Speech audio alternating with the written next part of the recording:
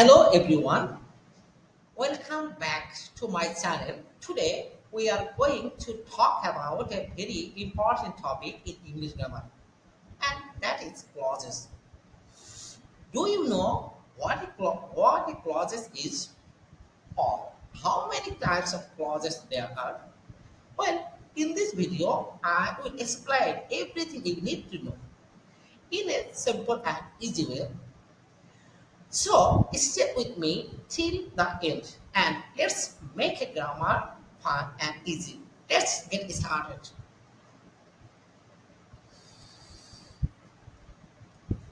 প্রিয় ছাত্রছাত্রী, আজকে আমার ক্লাসের বিষয়টা হচ্ছে ক্লজ। তোমরা জানো ইংরেজিতে আসলে ক্লজটা আসলে একটা গুরুত্বপূর্ণ টপিক হিসেবে বিবেচিত এবং এই বিষয়টা আসলে অনেকে আসলে বোঝে না এবং তাই আহ, এই ক্লজটা সহজ করার জন্যে আমি আমার এই প্রসেসটা শুরুতে জেনে নেওয়া যাক ক্লজ আসলে কি। Clause a clause is a part of a sentence. ক্লজটা কি? একটা ক্লজ হচ্ছে একটা সেন্টেন্সের বাক্যের অংশ which has a subject and a final বা লাইক এ সেন্টেন্স। মানে হচ্ছে একটা ক্লজ হচ্ছে একটা বাক্যের অংশ যার সাবজেক্টও থাকবে এবং সমাপিকা ক্রিয়া থাকবে। আমি একটা বাংলা বাক্য দিয়ে তোমাদের বোঝানোর চেষ্টা করি। যেমন দেখো, আমি লিখলাম আমি সেখানে গেলাম, দেখো, এবং আরেকটা বাক্য দেখো আমি তার সাথে দেখা করি। এবার দুটো বাক্যকে বাংলার একটা যোজক দিয়ে যোগ করি। যোজক যোজক এখানে ব্যবহার করছি দেখো এবং। ইংরেজিতে এটাকে বলা হয় কোঅর্ডিনেট কম্বিনেশন। যেমন তাহলে এবার দেখো আমি সেখানে গেলাম, আমি তার সাথে দেখা করলাম। আগে যেখানে দেখো, আগে যেখানে আমি সেখানে গেলাম একটা বাক্য ছিল, আমি তার সাথে দেখা করলাম। এখন আর এখানে এই বাক্যের ভিতরে দেখো, এই বাক্যের ভিতরে আমি সেখানে গেলাম আর কি নাই, বাক্য নাই। এটা হয়েছে কি একটা বাক্যের অধীন। এখানে এটাকে বলা হয় ক্লজ। মানে যেই লাউ সেই কদু। সহজ কথা, একটা খাঁটি বাংলা কি বলছে, যেই লাউ সে কদু। মানে হচ্ছে একটা খন্ড বাক্য একটা সেন্টেন্স মতো, কিন্তু সেটা যখন একটা বাক্যের অধীন করে ফেলা হচ্ছে, একটা বাক্য যখন একটা আরেকটা বাক্যের অধীন করে ফেলা হচ্ছে, তারই নাম হচ্ছে খণ্ডবাক্য বা ক্লজ। এবার একটা ইংলিশ থাকি আই এম দেয়ার, এটা একটা খণ্ডবাক্য বা ক্লজ, এবং আই মেক ইট, এটা একটা খণ্ডবাক্য। আশা করি I make you understand this is my book. If you don't understand you can ask me about my class. এবার let's discuss the type of clauses. এখন আমরা শিখব ক্লজের প্রকারভেদ। There are two types of clauses in English grammar. ইংরেজিতে সাধারণত দুই ধরনের clause পাওয়া যায়। একটা হচ্ছে ইন্ডিপেন্ডেন্ট ক্লজ আর একটা হচ্ছে ডিপেন্ডেন্ট ক্লজ।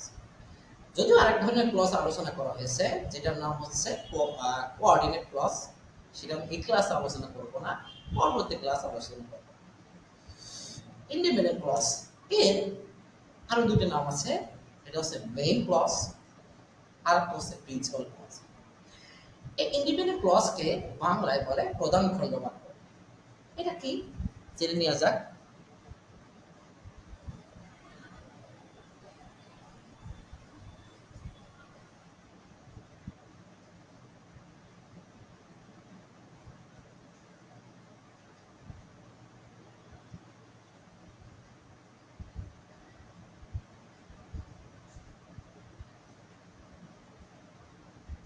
দেখো, উম,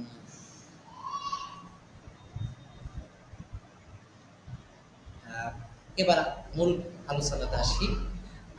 ইন্ডিপেন্ডেন্ট ক্লজ ইন্ডিপেন্ডেন্ট ক্লজের প্রধান খণ্ডবাক্য কি?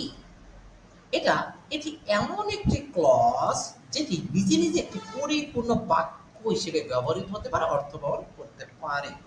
It is a clause that can express the complete meaning on its own and can stand alone as a full sentence. মানে আসল কথা যদি বলি, এটা তো একটা বাক্য হতে পারে। যেমন দেখো, আমি যদি লিখি যদি সে আসে, এতটুকু আমি যদি একটা দাঁড়িয়ে দিই, আমি দিতে পারবো না, পারবো না। I can do that, I can do this. Because আমরা কি জানি, একটা পরিপূর্ণ বাক্যের শেষে দাঁড়িয়ে বসে। বাট একটা পরিপূর্ণ বাক্য হতে গেলে কি লাগে? একটা পরিপূর্ণ বাক্য হতে গেলে এ সেন্টেন্স নিডস একটা বাক্য লাগে আকাঙ্ক্ষা, আসক্তি, যোগ্যতা। আকাঙ্ক্ষাটা জিনিসটাকে শোনার ইচ্ছাটা। এখানে দেখো, যদি সে আসে, এটাতে কি হচ্ছে, শোনার আকাঙ্ক্ষার থেকে যায়। আর কি অংশটা লাগছে, যদি সে আসে আমি যাব। আকাঙ্ক্ষা শেষ হয়েছে কিসের মাধ্যমে, আমি যাব। তা আমি যদি এটাকে কেটে দিতাম, তাহলে নিশ্চিত সার্টেনলি এটা একটা বাক্য হয়ে যেত। It would be a sentence. আশা করি বোঝাতে পারছি। এবারে ইংরেজি বাক্য দিয়ে দেখো, ইংরেজি বাক্যের মাধ্যমে she sings beautiful. She sing she sings beautifully. আমার জিপে একটু সমস্যা হচ্ছে, আসলে কথা বলতে কষ্ট হচ্ছে। তারপর যদি না বোঝো, তাহলে আমাকে ভিডিও কমেন্ট বক্সে কমেন্ট করো। শি সিংস বিউটিফুল মানে হচ্ছে সে কি সুন্দরভাবে গান গায়। এটাকে যদি আমি একটা বাক্যের অধীন করে ফেলি, বিকজ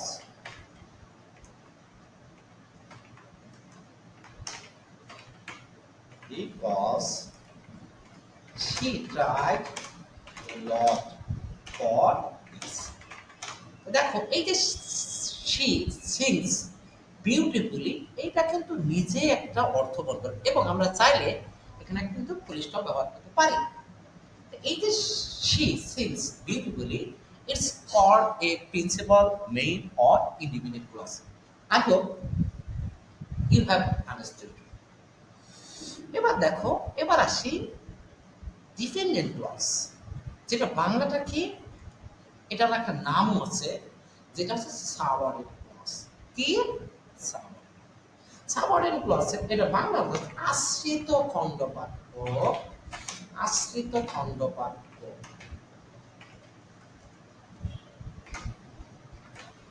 অথবা এটা নির্ভরশীল, এটা বলা যায় নির্ভরশীল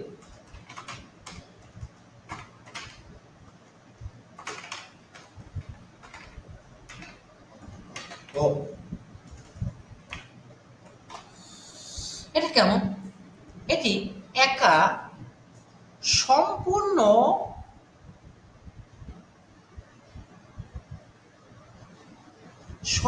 অর্থ বোঝাতে পারে না। এটার অর্থ এটা অর্থ সম্পূর্ণ অর্থ প্রকাশ করতে গেলে মেইন ক্লজের উপর নির্ভর করে। মানে আসলে যদি আমি বলি, এটাকে যদি ইংরেজিতে বলি, it cannot express a complete meaning on its own, it depends on a main clause to give a complete thought. এটা আমি যদি বাংলা বাক্য দিয়ে বলি, দেখো আমি আগেই বলেছি, দেখো যদি সে ক্লান্ত, আমরা আমার মনে হয় না এখানে যে কেউ যদি দাড়ি দেয়, এখানে এখানে যদি আমি এখানে দাড়ি ব্যবহার করি, তাহলে কিন্তু দাড়ি, যারা বাংলা ব্যাকরণটা বোঝে, আরে সবাই হাসবে। কারণ এটা আসলে একটা বাক্য না, হতে পারে। কারণ বাক্য হতে গেলে আকাঙ্ক্ষার একটা সমাপ্তি লাগে। এখানে আকাঙ্ক্ষার সমাপ্তি ঘটেনি। তা এটা আকাঙ্ক্ষার সমাপ্তি ঘটেছে কার উপরে নির্ভর করে, সে কাজ করেই চলবে। এই জন্যই সে ক্লান্ত, এটাকে বলা হয় আশ্রিত খণ্ডবাক্য। ইন ইংলিশ এটাকে বলে সাবঅর্ডিনেট অর ডিপেন্ডেন্ট ক্লজ। এটা ইংলিশ দেখো, although she was tired, she kept on working. মানে যদি সে দুর্বল তথাপি সে কাজ করতে লাগলো।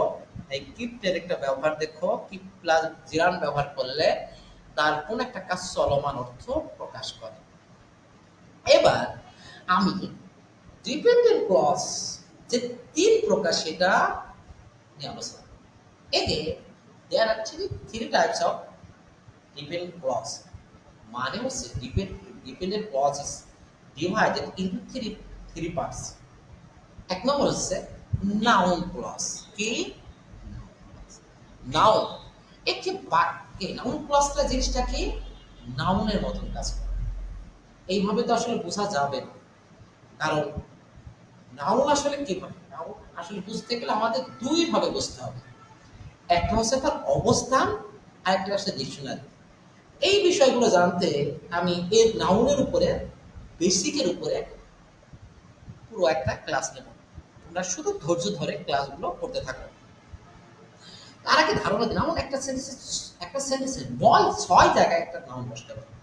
অ্যাজ এ সাবজেক্ট, সাবজেক্ট হিসেবে; অ্যাজ অ্যান অবজেক্ট, একটা অবজেক্ট হিসেবে; অ্যাজ এ কমপ্লিমেন্ট, কমপ্লিমেন্ট হিসেবে; আফটার প্রিপোজিশন, প্রিপোজিশনের পরে; আফটার অ্যাডজেক্টিভ, বিশেষণের পরে; আফটার আর্টিকেল, মানে আর্টিকেলের পরে। তো প্রথমে দেখো, তাহলে এই যে নাউন যেখানে বসে সেই জায়গায় যে ক্লজ গুলো বসে সেগুলোকে আমরা বলি নাউন। যেমন দেখো, আমি একটু উদাহরণ দিয়ে বলি। আমি এই বাক্যে যদি দেখো, আমি জানি, আমি জানি যে শেষ হবে।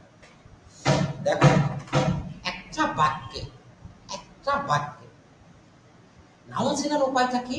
একটা বাক্যে নাউন চেনার উপায় হচ্ছে তিনটা। কে, কি, কাকে। কে, কি, কাকে। কে দ্বারা প্রশ্ন করলে উইথ, হু। হু দ্বারা যদি, কে দ্বারা যদি প্রশ্ন করো তাহলে বাক্যের সাবজেক্ট পাবা। তার মানে কি, বাক্যের সাবজেক্ট হিসেবে যে ক্লজই বসবে কে দ্বারা প্রশ্ন, এটা হচ্ছে নাউন ক্লজ। যদি বাক্যে কি দ্বারা অথবা কাকে দ্বারা প্রশ্ন করলে কি পাওয়া যায়? অবজেক্ট পাওয়া যায়। তাহলে কি অথবা কাকে দ্বারা প্রশ্ন করে যে উত্তর পাওয়া যাবে সেটা নাউন ক্লজ। যেমন দেখো, আমি জানি যে সব, আমি কি জানি, তার উত্তর কি আসছে? শেষত। এই সৎটা শেষত, এটা একটা নাউন ক্লজ। যেমন দেখো, এই ইংলিশ বাক্যটা দেখো, আই নো, তাহলে আমি জানি, কি জানি? শেষত। তাহলে এই অংশটা কি? এই অংশটা একটা অবজেক্ট। কার অবজেক্ট? নো। নো। এই যে ভার্বগুলো তুমি যদি ট্রানজিটিভ ভার্বগুলো ভালো করে বোঝো, তাহলে অবজেক্ট শিখতে তোমার সমস্যা কথা না। তা এই জায়গায় দেখো, এই যে I know that he is honest, এইটা নো ভার্বের অবজেক্ট, এটা একটা নাউন ক্লজ। আশা করি বোঝাতে পারছি। এবার নাউন ক্লজ কোথায় কোথায় বসে? আমি প্রিভিয়াসলি আই সেড দিই, একটা নাউন 6 জায়গায় বসে, কিন্তু নাউন ক্লজ 4 জায়গায় বসে। যেমন দেখো, অ্যাজ এ সাবজেক্ট, সাবজেক্ট হিসেবে সে যা বলেছে, সে যা বলেছিল মানে কি? হোয়াট ইজ সেড, তা সবাইকে। তাহলে আমার একটা ভাব, এই সারপ্রাইজ এভরিওয়ান। এইখানে দেখো, এইটা হচ্ছে বাক্যের সাবজেক্ট। তুমি যেটা খেয়াল করো, এটা এটা বলে বাক্যের subject. What is said, what is said, এটা হচ্ছে বাক্যের সাবজেক্ট। আর ভাগ কি? সারপ্রাইজ। এবং তুমি যদি এইভাবে আসলে প্রশ্ন করো, প্রত্যেকে কে বিস্মিত করেছিল? কি, সে যা বলেছিল, তার মানে কি দিয়ে প্রশ্ন করে আমরা কি পাচ্ছি? নাউন ক্লজ পাচ্ছি। এখানে হোয়াট ইজ সেড হচ্ছে নাউন ক্লজ। আশা করি বুঝাতে পারছি। এবার দেখো, অবজেক্ট হিসেবে, অবজেক্ট হিসেবে কি জানো? দেখো, আমি জানি, আমি জানি ইংলিশ আই নো, আর দ্যাট একটা কনজাংশন। তাহলে I know that she is honest. তো এবার দেখো, আই নো, এই যে নো, নো ভার্বের অবজেক্ট। এখন আমরা জানি কি, আমরা যদি নো ভার্বটাকে যদি কি অথবা কাকে দ্বারা প্রশ্ন করি, কি পাই? অবজেক্ট পাই। এবার যদি আমি প্রশ্ন করি, আমি কি জানি, শেষ হয়। তাহলে জানি শব্দের কি জানির উত্তর কোনটা? শেষ হয়। তার মানে এই যে নো ভার্বের অবজেক্ট হিসেবে কি বলছে? That he, she is honest, she is honest. এটা হচ্ছে একটা নাউন ক্লজ। আশা করি বোঝাতে পারছি। এবার, এবার আরেকটা দেখো, আমি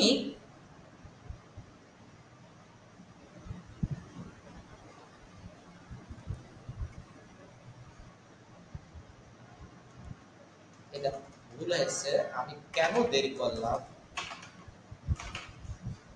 সেটা জিজ্ঞাসা করি। দেখো, এবার আমি প্রশ্ন করি, আমি এখন প্রশ্ন করি, আমি কি যে সে she asked she asked মানে আমি কেন দেরি করলাম, সে এটা ভার্বটা কি জিজ্ঞাসা করলো, জিজ্ঞাসা করলো। দেখো, জিজ্ঞাসা করলো। এখন আমি যদি প্রশ্ন করি কি জিজ্ঞাসা করলো তাহলে কি পাচ্ছি, কি পাচ্ছি, আমি কেন দেরি করলাম। তার মানে এই হোয়াই হচ্ছে আজকের আজকের কি দ্বারা প্রশ্নের উত্তর। তার মানে এটা হচ্ছে অবজেক্ট এবং এটা হচ্ছে নাউন ক্লজ।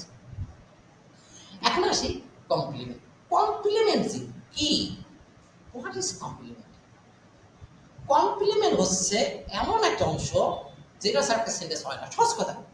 কিন্তু সেটা কি বোঝায়, একটা সাবজেক্ট এবং কি করে, অবজেক্টে রেফার করে। সাবজেক্ট এবং অবজেক্টিভ অধিকাংশ আসলে অনেকে বলে থাকে বিভাগের পরে কম যা থাকে সেটা কমপ্লিমেন্ট। তাহলে আমি একটা সেন্টেন্স লিখি, হি মেড মি, তাহলে দেখো ক্যাপ্টেন, এই ক্যাপ্টেন, এই যে এ ক্যাপ্টেন, দেখো এই যে এ ক্যাপ্টেন, এই যে এ ক্যাপ্টেন, এ তো বিভাগের পরে না। কিন্তু মনে রেখো, keep in your mind strongly that this is an example of complement. এটা হচ্ছে কমপ্লিমেন্টের একটা উদাহরণ। কমপ্লিমেন্ট সম্পর্কে যাদের ধারণা নেই, আসলে আমি এই নিয়ে কমপ্লিমেন্ট নিয়েও ক্লাস করব। আপাতত বোঝো, কমপ্লিমেন্ট হচ্ছে এমন একটা অংশ যেটা ছাড়া সেন্টেন্স হয় না। সাধারণত কমপ্লিমেন্ট সাবজেক্ট এবং অবজেক্টে রেফার করে, এতটুকু মাথায় রাখলে যথেষ্ট। এবার দেখো, তোমরা এতটুকু জানো বিভাগের পরে কমপ্লিমেন্ট, এটা অনেকটা সত্য কিন্তু পুরোটা সত্য না। তো এখানে দেখো, দ্য ট্রুথ ইজ ইজ যেহেতু আছে, তার মানে এটা ধরে নিয়ে যায় এতে দ্যাট এ লাইন, মানে সত্য হলো যে সে মিথ্যা বলেছে। এই অংশ কি বলছে, এটা একটা কমপ্লিমেন্ট। আর আমরা কি জানি, we know that noun clause is used as a complement. তার মানে দ্যাট এ লাইট অথবা সে মিথ্যা বলেছিল, এটা হচ্ছে নাউন ক্লজ। এটাকে বাংলায় বলে বিশেষ স্থানীয় খণ্ডবাক্য। এবার প্রিপজিশনের পরে, তার মানে যদি কোনো ক্লজ প্রিপজিশনের পরে থাকে, যদি if any clause sits after any preposition that will be, যেমন দেখো, আমি বলেছি তারা যা বলেছিল তাই নিয়ে, তারা যা দেখেছিল, সরি এটা হবে দেখেছিল, দেখেছিল দেখেছিল তাই নিয়ে কথা বলেছে। তার মানে এখানে এই দেখো, যা দেখেছিল, এটা কি অ্যাবাউট একটা কি প্রিপজিশন না? প্রিপজিশনের পরে কি বসে, নাউন বসে। তাহলে ক্লজ হলে কি বসে, নাউন ক্লজ। ফ্রেজ হলে কি বসে, নাউন ফ্রেজ। এই জন্যে এই অংশটুকু দেখো, দে হ্যাড সিন, এখানে দেখো এই যে হোয়াট দে সিন, এটাকে বলা হয়, আশা করি বোঝাতে পারছি। এবার আমরা অ্যাডজেক্টিভ ক্লজ নিয়ে আলোচনা করব। তার আগে বলে নিই অ্যাডজেক্টিভটা আসলে কি। অ্যাডজেক্টিভ আসলে কি, এর কাজটা কি? অ্যাডজেক্টিভের কাজটা হচ্ছে নাউন বা প্রোনাউনকে কি করে, মডিফাই করা, বা নাউনকে কি করে, বিশেষায়িত করা। ওদের নাউন প্রোনাউন ওদের অর্থ দেওয়া, ওর সাথে ওকে নির্দিষ্ট করা। ঠিক অ্যাডজেক্টিভ ক্লজ এর কাজটা কি। এখন একটা উদাহরণ দিই, দেখো আমি বলেছি, দেখো আমি যদি বাংলা বাক্য যদি দেখাই তোমাদের, আমি যে আমি বলছি একটা সেন্টেন্স, দেখো একটি ছেলে, আমি লিখলাম, দেখো একটি ছেলে এখানে আসে, এখানে আসে, সে আমার ভাই, এখানে আসে আমার ভাই। দেখো এইভাবে আমি যদি দিই, এখানে আমরা পাচ্ছি কত, কি পাচ্ছি, দুইটা বাক্য পাচ্ছি। কিন্তু আমি যদি এই যে সে আমার ভাই, এই যে এই অংশটুকু যে চিহ্নিত করে দিই, মানে এখানে কে আমার ভাই, এই প্রথম অংশটা যদি দ্বিতীয় অংশে নির্দিষ্ট করে দিই, যেমন যে ছেলেটি এখানে আসে, যে ছেলেটি এখানে আসে সে আমার ভাই। দেখো যে ছেলেটি আসে এখানে আসে, এখানে যে ছেলেটি এখানে আসে, তাহলে যে ছেলেটি এখানে আসে মানে কোন ছেলেটি, যে এখানে আসে। যে এখানে আসে এটাতে কি বোঝানো হচ্ছে, ছেলেটিকে কি করা হচ্ছে, নির্দিষ্ট করা হচ্ছে। আর এটা হচ্ছে অ্যাডজেক্টিভ ক্লজ, বা বাংলা এটাকে বলা হয় বিশেষণ স্থানীয় খণ্ডবাক্য।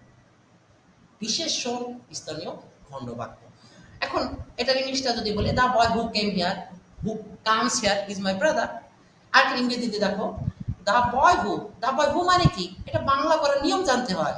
দা বয় হু মানে হচ্ছে যে ছেলেটি, ওন দ্য রেস, দৌড় প্রতিযোগিতায় জিতেছিল সে। তার মানে হু, এটা দেখে বয়কে কি করছে, নির্দিষ্ট করা হচ্ছে। এটা হচ্ছে অ্যাডজেক্টিভ ক্লজ। আশা করি বোঝাতে পারবো। আরেকটা উদাহরণ দেখো, দিস ইজ বুক, এই দ্যাট আই বট স্টার্ট এটাতে কি বোঝাচ্ছে, বুককে আইডেন্টিফাই করা হচ্ছে। এবার এটা যদি নাও বুঝতে পারো, সহজ টেকনিক হচ্ছে, দেখো এই ক্লজটা adjective clause must be, must sit after noun or pronoun. এটা নাউন অর প্রোনাউনের পরে বসে, এটা তুমি মাথার ভিতর বেঁধে রাখো।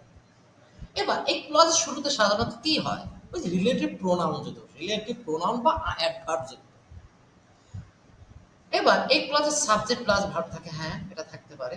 একটু উদাহরণ দেবো, যে দেখো আমি যদি এইভাবে লিখি, দেখো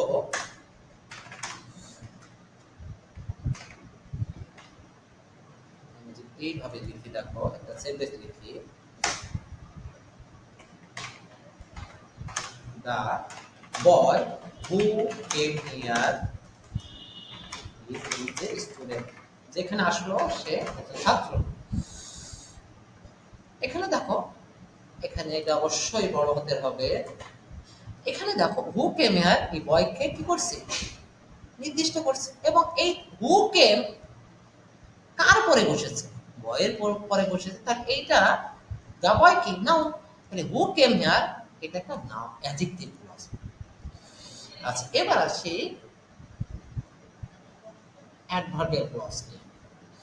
আচ্ছা এবার দেখো,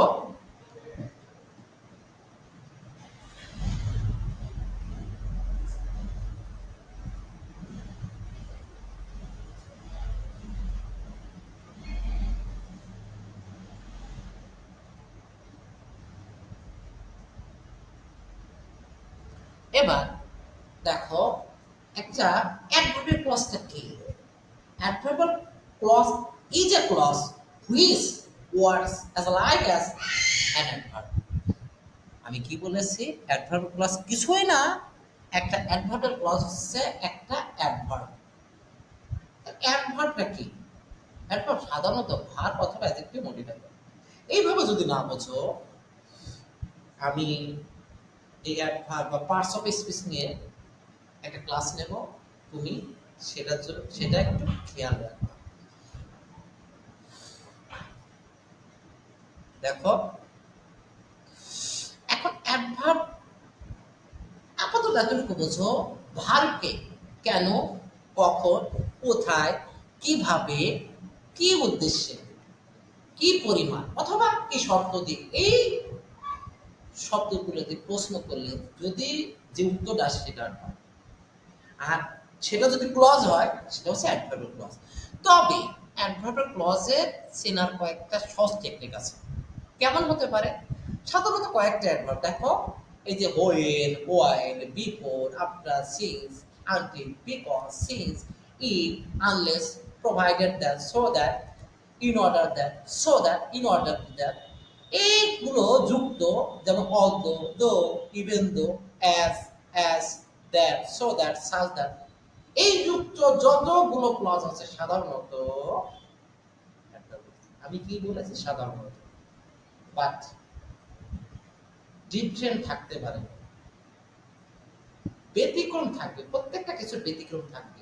এই ব্যতিক্রম নিয়ে আমি আজকে আলোচনা করব না, আরেকদিন আলোচনা করব। তবে তোমাদের কিছু উদাহরণ দেবো, সেখানে ব্যতিক্রম থাকবে। এবার দেখো, এবার আমরা দেখি when she arrived we started meeting। এখন আমরা প্রশ্ন করি we started meeting, আমরা কখন মিটিং বা সভা শুরু করেছিলাম, কখন? প্রশ্ন করছে কাকে? প্রিন্সিপাল ক্লাসের ভার্ব দিয়ে তোমাকে কোশ্চেন করতে হবে। You have to question with the verb of principal clause. তার মানে কি স্টারটাকে আমরা কখন মিটিং শুরু করেছিলাম? যখন সে আসলো। কারণ এটা তার উত্তর, তার একটা class. I will go if it doesn't rain. তার মানে কি আমি যাবো কখন? শর্ত কি? যদি বৃষ্টি না হয়। He runs as if you are being chased, মানে সে এমনভাবে দৌড়ালো যেন কেউ তাকে ধাওয়া করছে। তার মানে এই অংশটুকু কি বলছে? কাজের ধরন বা কিভাবে আসলে কাজের ধরন প্রকাশ করছে। এবার তো he did not come because you start. তাহলে এই কারণ বোঝাতে বিকজ, কারণ বোঝাতে কোন ক্লজ বসে? অ্যাডভার্বিয়াল ক্লজ বসে। এবার দেখো,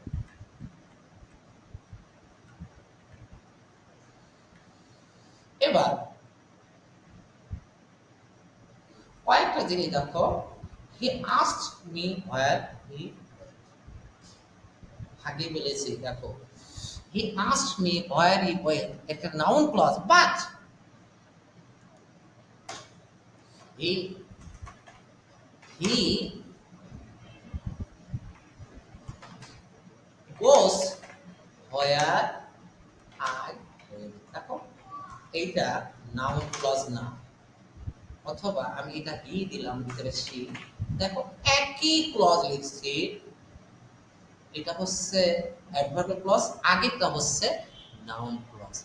আবার দেখো he asked the reason why he went there, he asked the reason why he went there, এটা একটা অ্যাডজেক্টিভ হলো। বাট তুমি এইভাবে লেখো, he asked me what my name was।